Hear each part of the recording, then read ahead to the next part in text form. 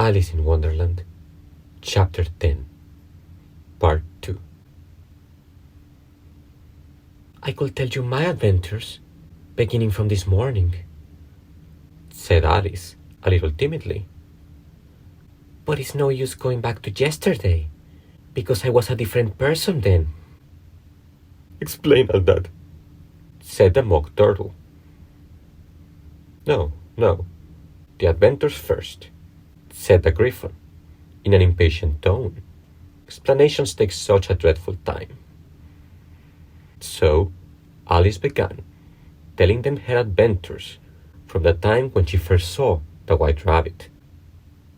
She was a little nervous about it, just at first. The two creatures got so close to her, one on each side, and opened their eyes and mouths so very wide.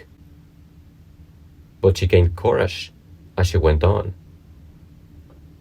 Her listeners were perfectly quiet till she got to the part about her repeating, "You are old, Father William," to the caterpillar, and the words all coming different.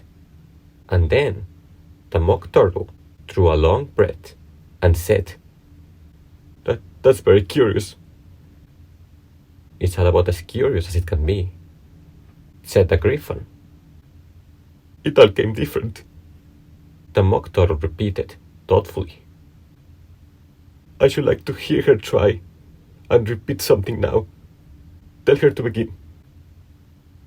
He looked at the Griffin as if he thought it had some kind of authority over Alice. "Stand up and repeat. 'Tis the voice of the sluggard," said the Griffin. How the creatures order one about, and make one repeat lessons, thought Alice. I might as well be at school at once. However, she got up and began to repeat it. But her head was so full of the Lobster Quadrille that she hardly knew what she was saying, and the words came very queer indeed. "'Tis the voice of the lobster," I heard him declare. "You have baked me too brown, I must sugar my hair. As a dog with its eyelids, so he with his nose trims his belt and his buttons, and turns out his toes." Later editions continue as follows. When the sounds all dry, he's gay as a lark, and will talk in contemptuous tones of the shark. But when the tide rises and sharks are around, his voice has a timid and tremulous sound. "That's different from what I used to say when I was a child," said the Griffin. Well, I never heard it before, said the Mock Turtle. but it sounds uncommon nonsense. Alice said nothing. She had sat down with her face in her hands, wondering if anything would ever happen in a natural way again. I should like to have it explained, said the Mock Turtle.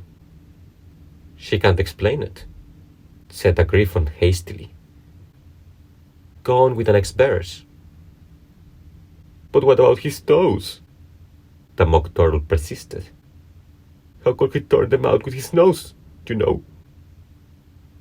It's the first position in dancing, Alice said, but was dreadfully puzzled by the whole thing, and longed to change the subject. Go on with the next verse, the Griffin repeated, impatiently. It begins, I pass by his garden. Alice did not dare to disobey, though she felt sure it would all come wrong, and she went on in a trembling voice. I passed by his garden, and marked, with one eye, how the owl and the panther were sharing a pie. Later editions continued as follows. The panther took pie crust and gravy and meat, while the owl had a dish as its share of the treat. When the pie was all finished, the owl, as a boon, was kindly permitted to pocket the spoon, while the panther received knife and fork with a growl, and concluded the banquet. What is the use of repeating all that stuff? The Mock Turtle interrupted. If you don't explain it as you go on, it's by far the most confusing thing I ever heard. Yes, I think you'd better leave off, said the Griffin, and Alice was only too glad to do so. Shall we try another figure of the Lobster quadrille? The Griffin went on. Or would you like the Mock Turtle to sing you a song? Oh, a song, please, if the Mock Turtle will be so kind, Alice replied, so eagerly that the Griffin said, in a rather offended tone, no account for tastes. Sing her turtle soup, will you, old fellow? The Mock Turtle sighed deeply and began, in a voice sometimes choked with sobs, to sing this. Beautiful soup, so rich and green, waiting in a hot tureen. Who for such dainties will not stoop? Soup of the evening, beautiful soup. Soup of the evening, beautiful soup. Beautiful soup, beautiful soup. Soup of the evening, beautiful, beautiful soup. Beautiful soup. Who cares for fish, game, or any other dish? Who will not give all else for 2 pennyworth only of beautiful soup? Pennyworth only of beautiful soup. Beautiful soup, beautiful soup, soup of the evening, beautiful soup.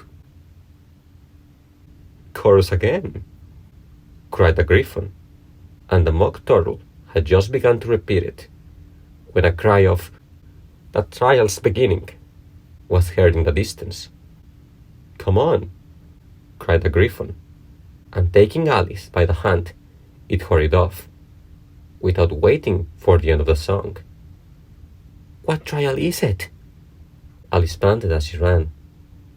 But the Griffin only answered, "Come on," and ran the faster, while more and more faintly came, carried on the breeze that followed them, the melancholy words, "Soup of the evening, beautiful, beautiful soup."